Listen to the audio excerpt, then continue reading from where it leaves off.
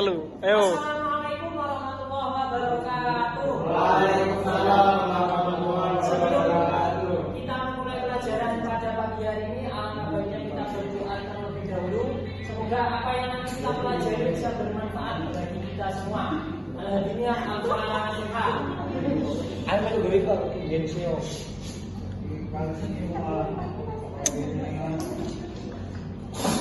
Sebelum kita memulai pelajaran, akan Bapak absen terlebih dahulu. Yang pertama yaitu Muhammad Abdullah Al-Faruq, Muhammad Sayyidin Ali Mughafar, Muhammad Ainul Najib, Muhammad Sadiqul Wafa.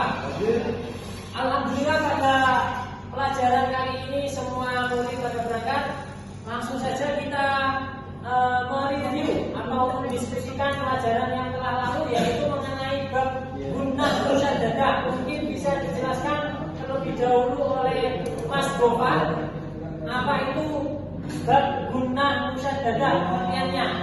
Musyaddadah ialah setiap ada nun yang nanti maka bisa panjang. Apakah benar seperti itu, Mas Faruq? Salah.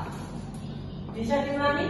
Guna yaitu setiap nun dan mim Yang bertasdid. Contohnya seperti apa, Mas Najib? Jadi Juli soalnya Kalau kita jatuh, bilang seperti innalillahi innalillahi wa inna ilaihi raji'un. Contohnya inna.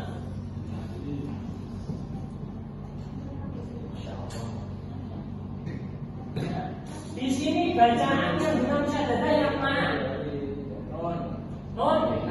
Inna. Di sini ada tasdid. Bacanya harus bagaimana, Mas Bapak? inna Berdengung atau jelas atau sama? Oke. Selanjutnya kita akan memasuki pelajaran tajwid, bab hukumnya nun sukun atau tanwin. Sukun atau tanwin. Perlu diketahui bahwasanya nun sukun atau tanwin ini memiliki 5 hukum. Yang pertama,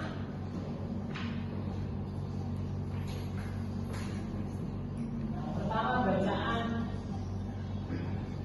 idgham. Yang kedua, idgham diguna. Yang ketiga, idgham diguna. Yang keempat, ikhfa. Yang kelima, ikhfa. Memasuki bacaan nun sukun atau tanwin yang pertama yaitu idhar. Pengertian idhar sendiri yaitu harus jelas, bacanya jelas. Kemudian hurufnya ada 6. Hamzah, ha, ha, ho, ain, yin. Saya contohkan yang ketika nun sukun atau tanwin bertemu hamzah. Contohnya man, amanah. Di sini ada nun sukun bertemu dengan hamzah. Maka harus dibaca jelas atau idgham. Kemudian yang kedua, idgham diguna. Pengertian idgham itu memasukkan sesuatu. Diguna ini dengan berdengung. Guna contohnya hurufnya ada 4, ya, nun, mim, waw. Contoh yang ya itu nun bisa amilatun.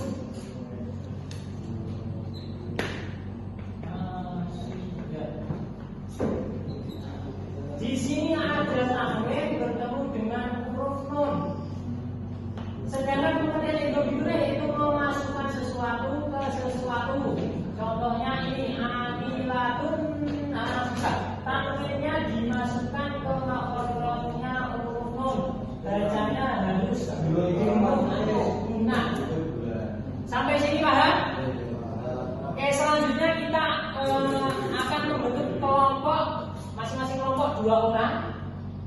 Langsung saya bagi saja. Ini Mas Faruq sama Mas Gofar, besok sebelah kiri sedikit. Kemudian Mas Gofar sama Mas Gofar, saya sebelah kanan.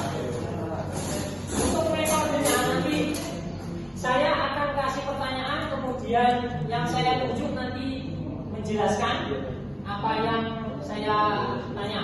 Itu ya. Pertanyaan pertama.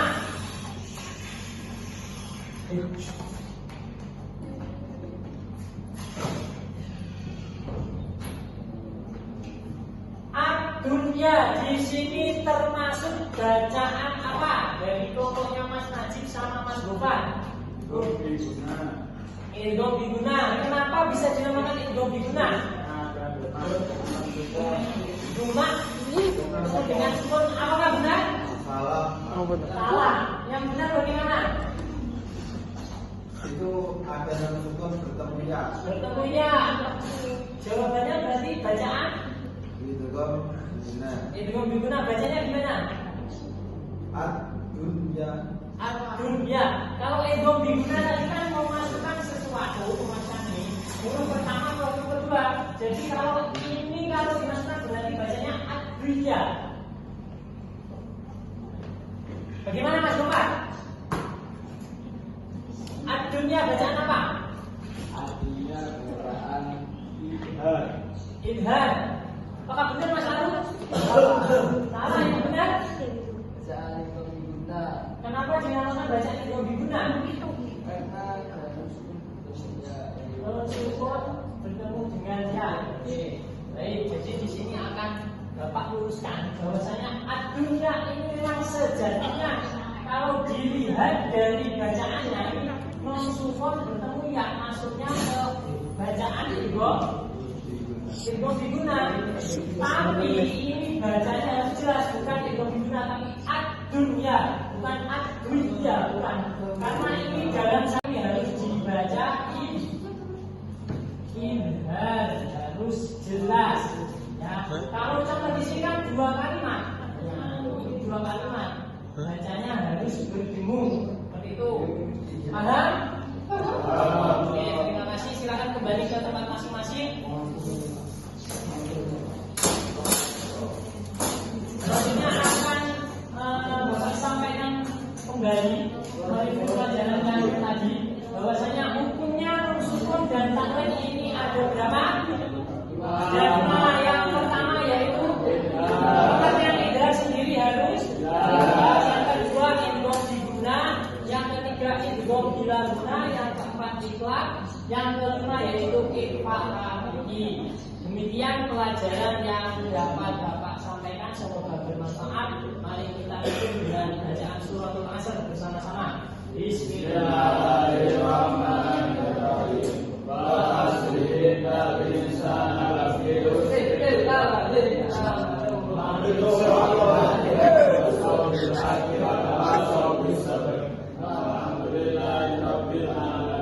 Wassalamualaikum